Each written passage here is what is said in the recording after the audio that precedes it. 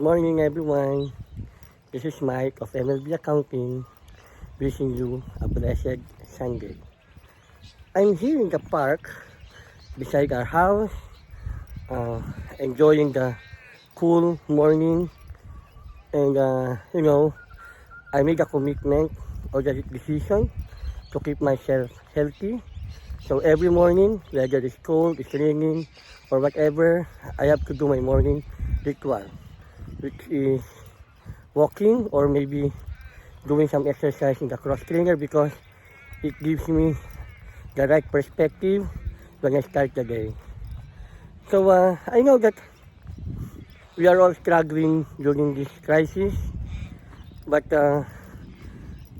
we need, during the deepest, when you feel that you are really very down and in your deepest maybe sorrow, or you feel that the world is going up against you, you have to strengthen your faith. I mean, for me, I respect each other's religion.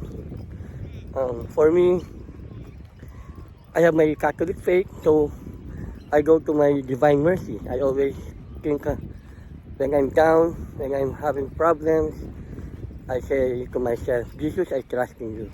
So you can also say that, or if you're close to Mama Mary, you can say the Rosary, or I respect whatever religion you are, because we know that we have to be strong. We have to have that faith to that higher being that will guide us, that will give us the hope and the courage and the inspiration and motivation to go on with life.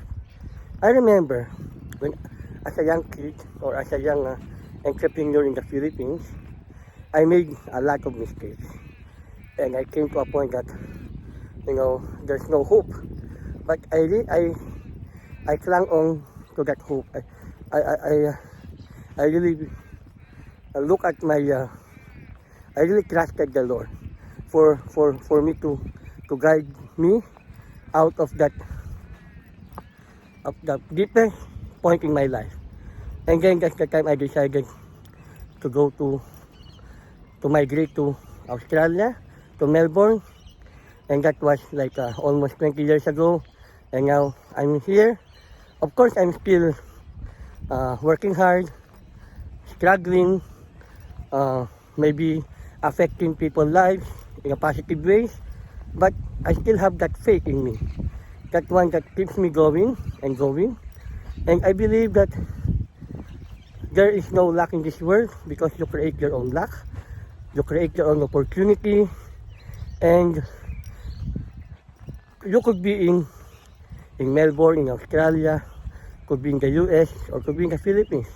But wherever you are, you just have to hang on to your faith, to the Lord, and that will see you through this crisis.